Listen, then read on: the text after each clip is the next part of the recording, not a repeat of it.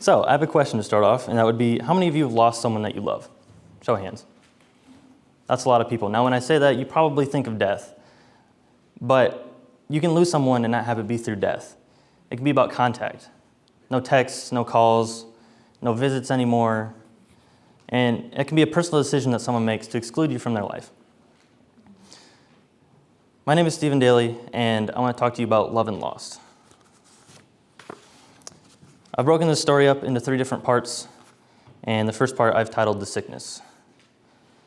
So, my dad had been off and on sick for months. He had been, when I say sick, not like a cold, like you could tell something was wrong. He would come home from work and he would sleep, and he would sleep, and he would sleep. He would get up and he would sleep more.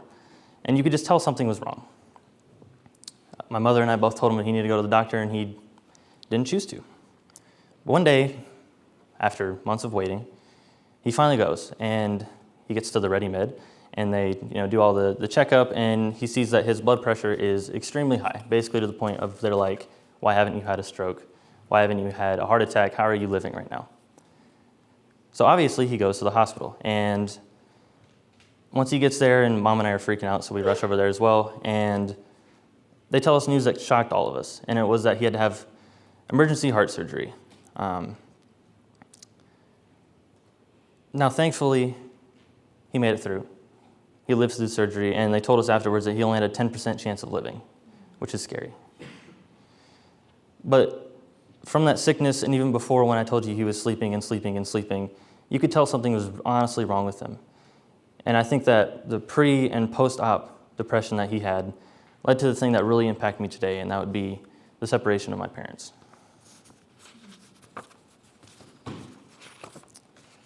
Part 2 would be the relationship. Now, I'm not talking about the relationship between my mom and my dad. I'm going to talk about the one between me and my dad. And him and I, we were close. We would bond over sports. We'd bond over work, video games, anything really. We were close. But after they had split, he moved down to South Carolina, which is where his parents live. And he told me that he wanted to stay involved. He told me that. It took a couple months, but he made a decision finally that I'm going to move back here. I'm going to be here with my kid. He also told me that. So he moved back to Fort Wayne, and things were good for a while. I saw him once or twice a week, maybe a Wednesday and a Sunday, whatever it may be, and things were good. But after my birthday in September, after honestly one of the best nights of my life, it was a very fun night, he became more distant. He stopped texting me. He rarely ever called. He wouldn't respond to my texts or calls, and he wouldn't come visit me anymore. It just, complete contact was lost. I've tried to keep that, and it just went away. And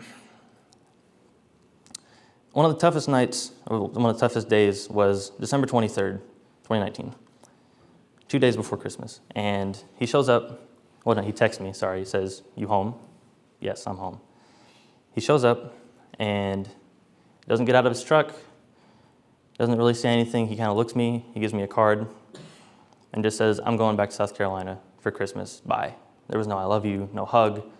And once I got inside, that card had $100 in it and just says, "Love you."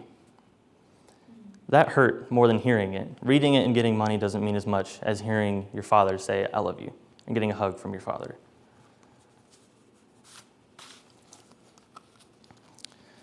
Part 3 would be the purpose. The purpose of this talk. And I've realized that you can't control how everyone feels.